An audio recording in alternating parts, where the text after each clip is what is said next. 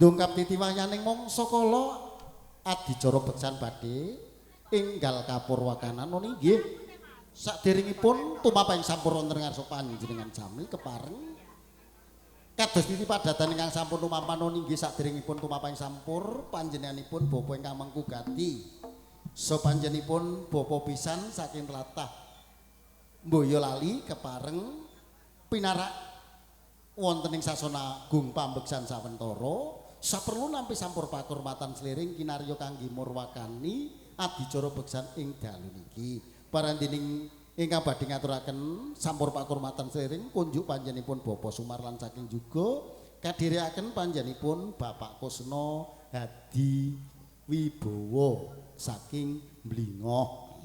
Kepareng sepisan malih nyuwun panjenenganipun Bapak Satar so panjenenganipun kadang pisan lalu Bapak Gito kepareng sawentara minggah wonten ing sasana Agung Pambeksan minangka kangge murwakani adicara beksan ing dalu niki katiti bilih adicara beksan badhe enggal kapurwakanan monggo dumateng panjenenganipun Bapak Satar so kadang pisanipun dipun ajak wonten mriki nggih. Nggih. Jeng nggih kepareng pamantu-wantu sekanthi andhap asuring mana dumateng panjenenganipun Bapak Gito kepareng pinarak sawentara nggih kepareng pinarak sawentara wonten ing sasana Agung Pambeksan saperlu nampi sampur pakarwatan sliring kinarya kangge murwakani adicara ing wekdal dalu niki. Parendinipun ingkang badhe ngaturaken beksan sliring nggih panjenenganipun Bapak Sumarlan saha panjenenganipun Bapak Kusna. Mangke sampuripun dipun tampi dening panjenenganipun Bapak Satar saha panjenenganipun Bapak Gito. Kaya aku ndek besanan ya runtung-runtung ngene iki ye. Ha iya, ngono ya Pak Gito nggih. Iku mau konjuk pangandikane Bapak Rumadi nuntumake balung aceklek. So nggathokake balung aceklek nuntumake daging ingkang apisah kok diwolak-walik nggih. Kanthi kairing ungelipun gending 8-10 noni nggih dalengipun badhe ngaturaken odo-odo 10-8. Gandane kang sekar gaduh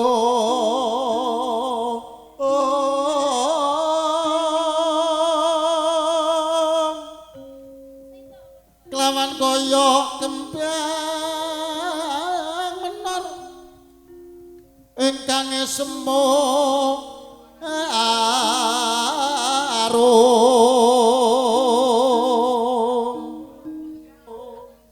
winolatoyot ayotan kati kusuma mangambar-ambar mawur kuku sing dupa kangku malun kelon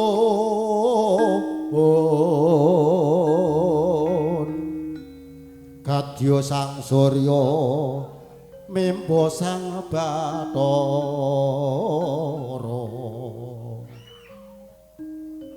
aja turu sore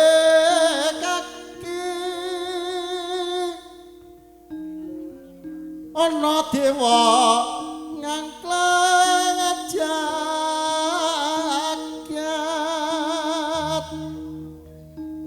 nyangking bokor kencanane isine donga tetolak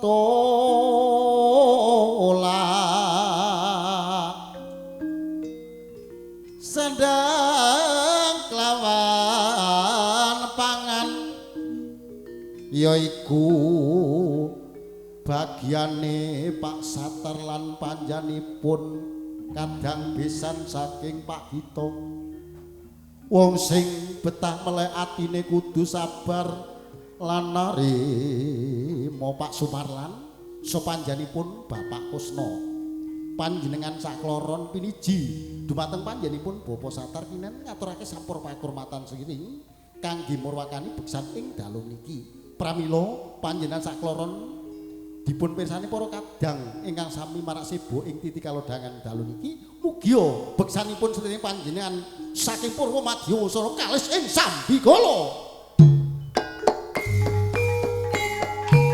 Long yo mangu kong kandang lirena tanpa kanut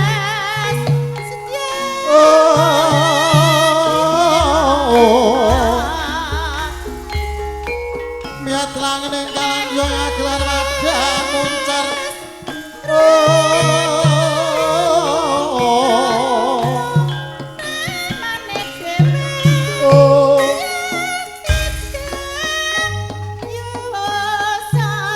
Sredina nani pamiyat busana maneka warna. Yo.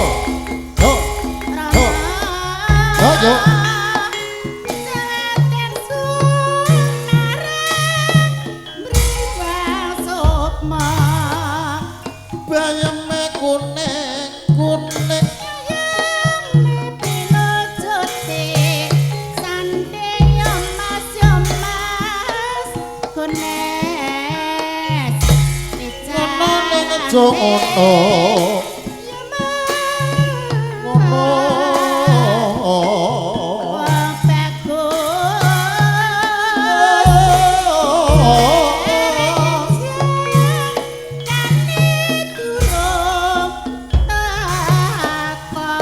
Semarang kaline banjir yen rati pikir beras larang putune lair. Iya Pak Nih.